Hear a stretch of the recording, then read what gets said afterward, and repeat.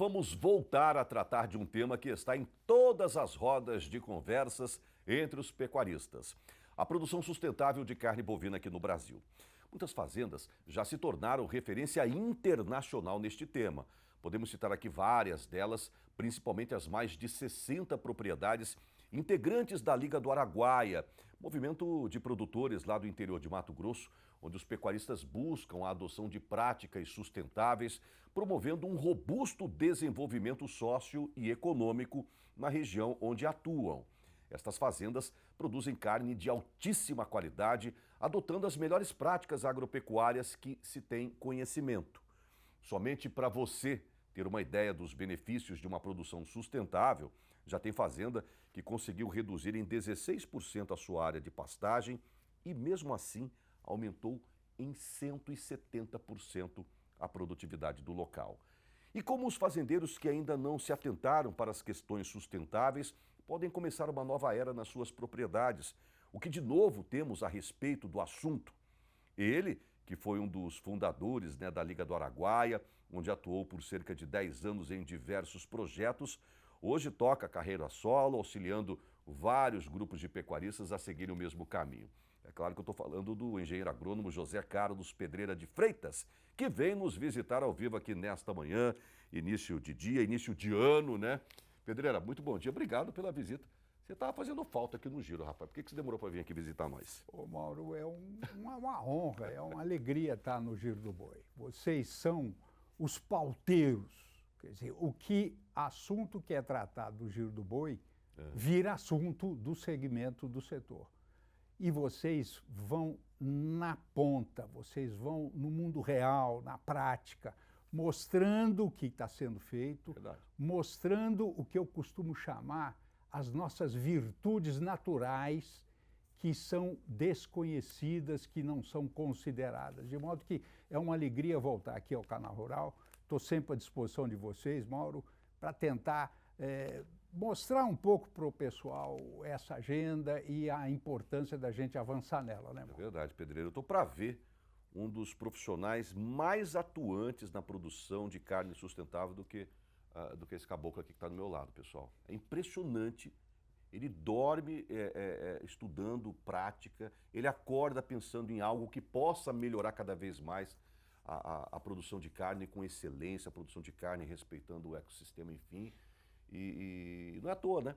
Que ele é um dos precursores da Liga do Araguaia, que hoje tem mais de 60 fazendas, né?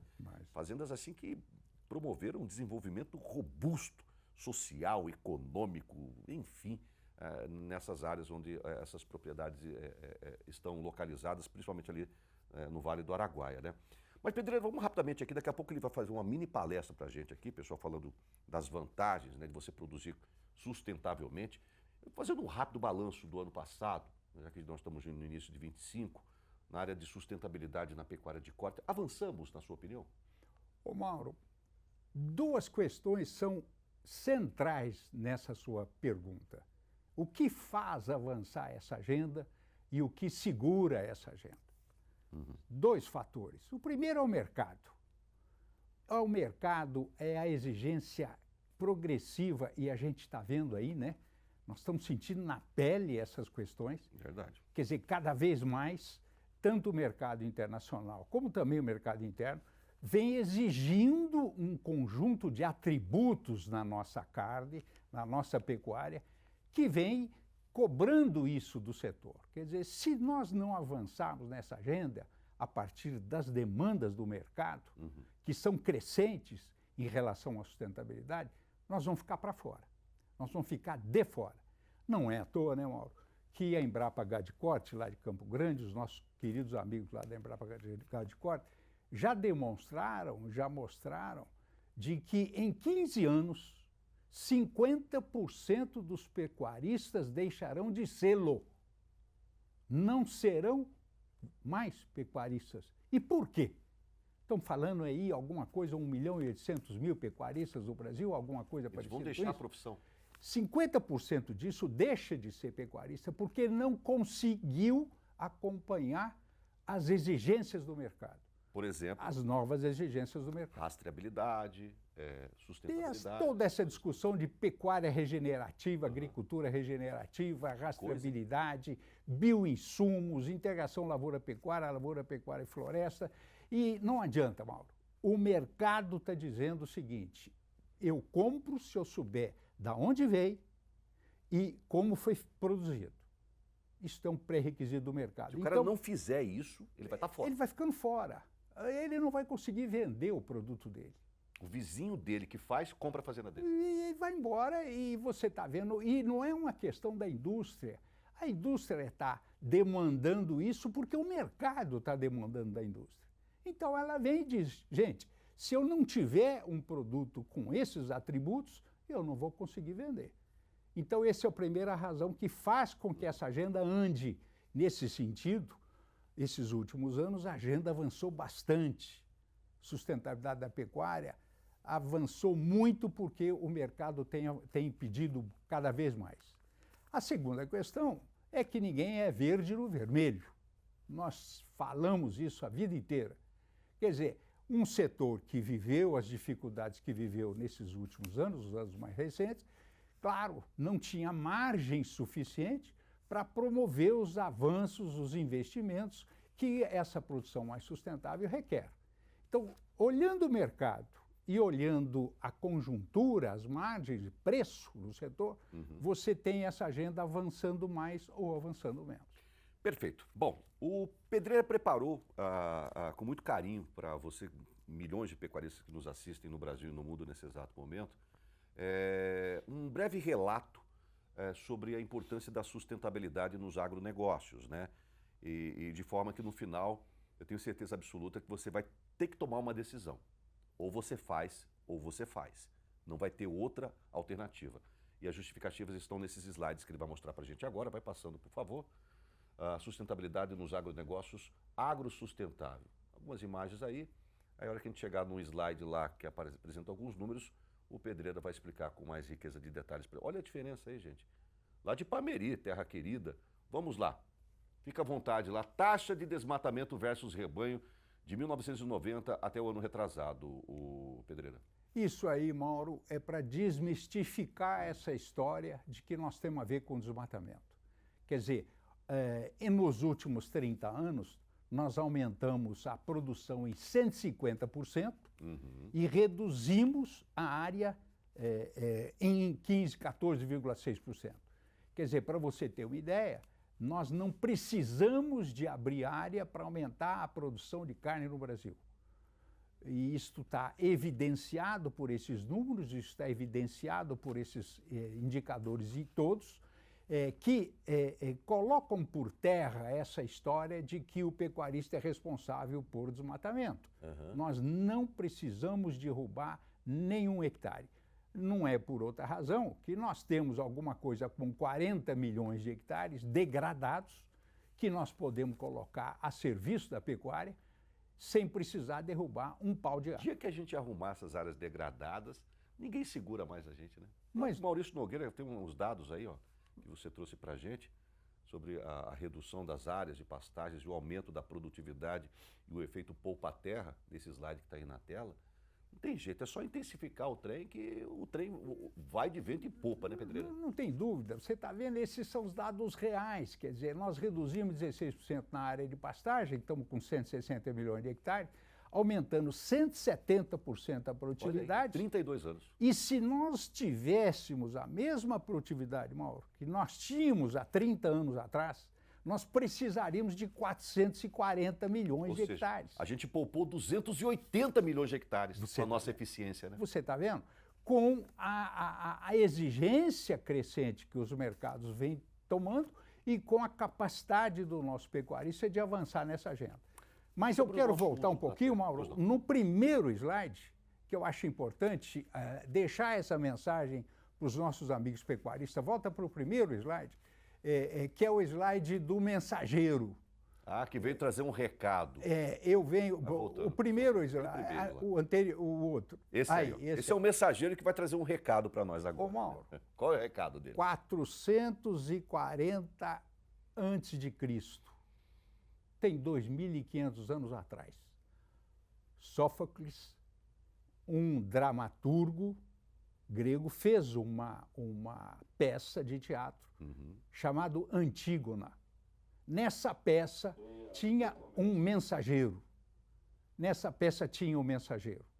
E o rei ficou sabendo que o mensageiro vinha trazendo uma má notícia e mandou matar o mensageiro. Na vã expectativa de que, matando o mensageiro, a notícia não chegava. Tudo estaria resolvido. E eu tenho insistido nisso em relação ao nosso segmento de pecuária. Não adianta matar o mensageiro, Mauro. Nós temos que receber esse mensageiro, colocar ele na fazenda, na mesa de café, e chamá-lo para conversar e dizer o seguinte: qual é a sua mensagem e, em relação à sua mensagem, que vantagens, que virtudes naturais eu tenho para mostrar a pecuária tropical a pasto no Brasil. No nosso caso, a mensagem está vindo lá do consumidor. Mas não é. E não adianta matar o mensageiro, não adianta ficar bravo. Agora tem a COP30 em Belém, e aí como é que vai ser? Nós vamos ter que prestar conta para o mundo? Não, nós vamos ter que demonstrar ao mundo que nós fazemos uma pecuária de baixo carbono, quando não de carbono neutro, que nós fazemos uma pecuária a pasto, tropical, e que esta pecuária tem a virtude da remoção de CO2 da atmosfera, e não é de emissão. Pois é, olha o uso da terra na pecuária que o Pedreira trouxe para a gente aqui, pessoal. Falávamos da disponibilidade de áreas degradadas para a gente colocar a serviço da pecuária, a serviço da agricultura e da pecuária. Veja, severamente degradada, nós temos alguma coisa como 30 milhões de hectares absolutamente detonados, que nós podemos colocar a serviço da pecuária e da agricultura. Se colocar o estágio intermediário junto com o estado de severo, nós estamos com 89% da área de 160 milhões de hectares que nós temos no Brasil, pronta para ser colocada a serviço do segmento de pecuária, do segmento de agricultura. E é disso que nós estamos falando. Vamos em frente. É verdade. Próximo slide, por favor. Olha essa notícia aí do valor econômico. Nós comentamos que o estudo da Embrapa mostrando que quem não seguir nessa agenda vai ficar de fora. 50% dos pecuaristas do Brasil vão deixar de ser pecuarista em função de não conseguirem avançar nessa agenda. Pode tocar. Tá aí, pessoal. Bom, nossas principais virtudes naturais. Próxima tela. Veja, a gente insiste muito com isso, né, Mauro? Quer dizer, essa é a imagem que devagarinho vai tomando conta do nosso cenário. A integração lavoura-pecuária, a integração lavoura-pecuária e floresta, os bioinsumos, a cobertura verde, um conjunto de práticas de pecuária e agricultura regenerativa, pode continuar com os slides, que vão mostrando esta capacidade que existe da nossa pecuária. Veja, este desenho mostra o nosso boi inserido num sistema produtivo, no pasto. Na medida em que ele emite, esse boi está emitindo 3 toneladas de CO2 por hectare em 24 meses, 3 toneladas de CO2 equivalente por hectare. Na medida em que ele emite isso, e nos 24 meses da possibilidade de abate, este pasto sequestra 7,2 toneladas de CO2 equivalente por hectare. Mais do dobro? Você veja, eu consigo colocar nesta pastagem até 4 unidades animais por hectare com carbono neutro. Eu estou neutralizando as emissões dos animais com a remoção das pastagens. Eu preciso contar isso ao mundo, porque o mundo não sabe disso. A pecuária que se faz lá fora, vocês todos sabem disso, é a pecuária confinada, é a pecuária que esse boi não vai para o pasto. E nós temos aqui a nossa pecuária a pasto, tropical, excepcional, promovendo então, o próximo slide, promovendo então essa possibilidade. A questão do metano, né? Se fala tanto, porque o boi emite o metano, a tal do arroto, as emissões entéricas. Isso aí é o ciclo biogênico do metano. Quer dizer, o metano jogado na atmosfera pelo animal, em 12 anos ele se decompõe em carbono e oxigênio e é reincorporado pela pastagem como CO2. A planta, para viver, para respirar, absorve CO2 e libera oxigênio. Então, é um falso dilema, é um falso problema. O metano na pecuária tropical a pasto, não é um problema, porque ele é removido pela pastagem. Aí, ó, E isso aí representa o quê? Que o boi é um filtro. O boi não é um poço de petróleo. O boi, ao contrário, recicla o carbono na atmosfera. E é disso que nós estamos falando, e é isso que a pecuária brasileira tem que ir a Belém, tem que ir à COP30, tem que desenvolver as métricas para medir isso, para validar essas métricas internacionalmente, para mostrar as vantagens competitivas. Aquilo, Mauro, que eu costumo chamar as nossas virtudes naturais. Quer dizer, nós é que precisamos mostrar isso. E dizia o nosso querido Fernando Cardoso, fundador da Maná, né? O brasileiro acha muito, observa pouco e não mede praticamente nada. Verdade. O brasileiro acha muito, observa pouco e não mede praticamente nada. Então temos que demonstrar com indicadores, com métricas aceitas internacionalmente, essas nossas virtudes, e é disso que se trata. E está aí o exemplo da Liga do Araguaia, com um dos projetos, na época em que eu estava na Liga do Araguaia, que é o Projeto Carbono Araguaia, Mauro, 25 fazendas monitoradas durante 5 anos, 80 mil hectares de pastagens.